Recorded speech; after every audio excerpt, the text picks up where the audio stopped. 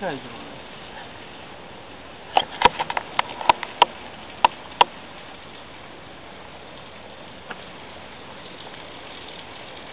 μας θέλει να βγάλει. Σάκη να σε βγάλω. Μαλάκι, ναι. Βγάλε ποδήλατά μου, τι τα φέρα εγώ εδώ πέρα, Δεν βγάζει εδώ καλά. Έλα, ξεχάστε τώρα τις φωτογραφίες. Δεν βγάζει, ναι.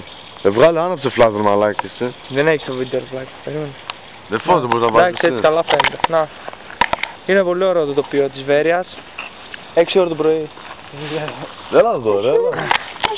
Εγώ πρέπει να πάρω κιόλας interview, πρέπει να τα συνηθίσω αυτά. Ρε φίλε, όταν γίνει διάσημος Σάκη στη Γερμανία όμως θα θυμόμαστε ένα βιντεάκι. Να ξέρω ότι είσαι αλήθεια φίλος μου, να μην τους λέω ότι εγώ είμαι το Σάκη φίλο και δεν σε πιστεύω. Άντε να. Φίλε, δεν θα σε πιστέψουνε. Δεν πες καθόλου. Πού λέτε με 4 βγάζω και με έτσι. Βγάλε το ρε μαλάκι. Βγάλε και εμένα, να πιστέψουν ότι είμαι φίλος του. Ούτε με έτσι δεν πιστεύουν. Είναι φίλος Σάκη, παιδιά. Ποδοσφαιριστής μποξέρ.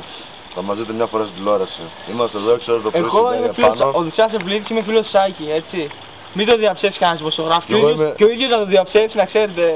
Να, Σάκης Δήμου. Και εγώ είμαι φίλος του Οδυσσέα, του ποδοσφαιριστή. Ναι. Κάποια μέρα θα είναι